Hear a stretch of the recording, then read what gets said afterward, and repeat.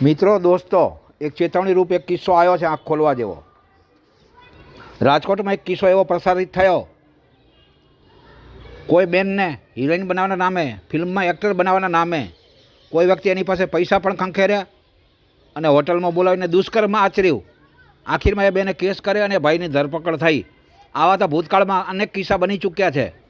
અમારી આવનારી સિરિયલમાં, અમારા આવનારા ફિલ્મની અંદર તમારા બાળકોમાં કોઈમાં ટેલેન્ટ હોય, તમારામાં પોતામાં કંઈ આવડત છે, તમે પોતે એક્ટર બનવા માંગો છો તો આવી જાઓ.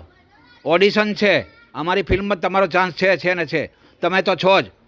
આવી વાતો કરીને તમને ભોળવવાના કિસ્સા બનવા લાગ્યા છે. 2005થી આ સતત ચાલે છે. લાખો લોકો છેતરાયા, કોઈ બહાર નથી આવ્યા.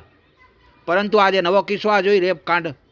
રાજકોટનો જે કિસ્સો આવ્યો, બળાત્કાર થયો બેન જોડે અને ભાઈ જેલ ભેગા થયા. આવા તો અનેક લોકો, આવા ગ્રુપો કામ કરી રહ્યા છે.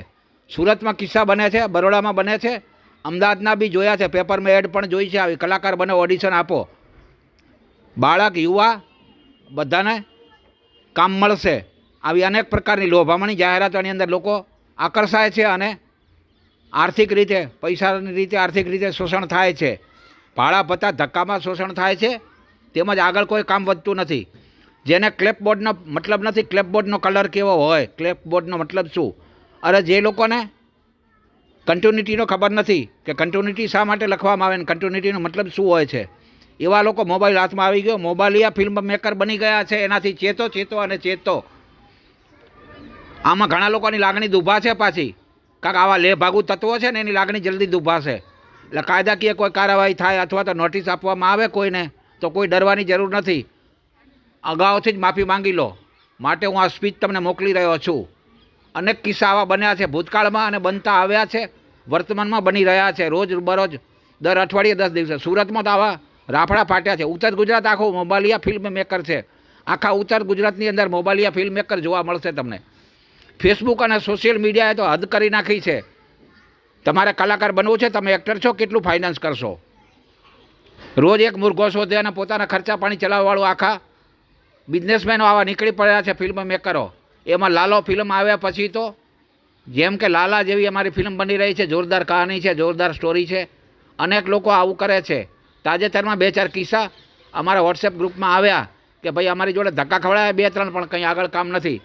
પૈસા માંગે છે, ફાઇનાન્સ માંગે છે. તમે કેટલું રોકાણ કરી શકતો, આવી વાતો કરે. ઘણા તો એવા છે, મકાન ભાડા માટે 3000 અત્યારે આપો ને.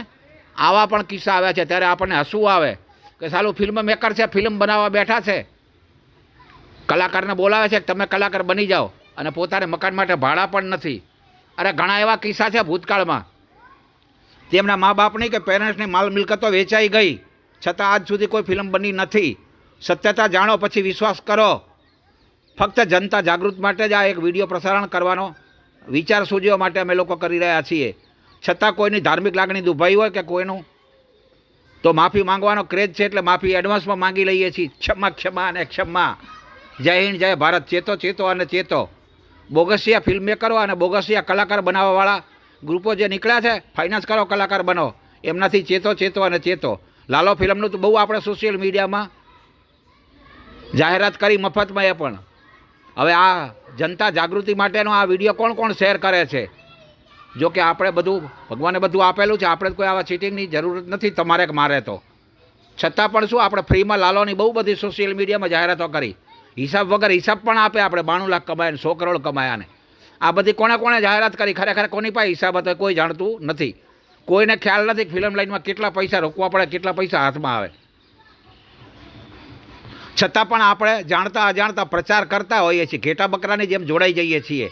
ચલો હું કલાકાર બની જાઉં, એ લાલચની અંદર આપણે અથવા આપણા પેરેન્ટ્સો આર્થિક રીતે ધોવાણ ભોગવતા હોય છે. પૈસા ટકાના ખર્ચાઓ, આવવા જવાના ધક્કાઓ. આવા ચીટિંગથી બચો અને જનતાને જાગૃતિ માટે આ સ્પીચ આપી છે.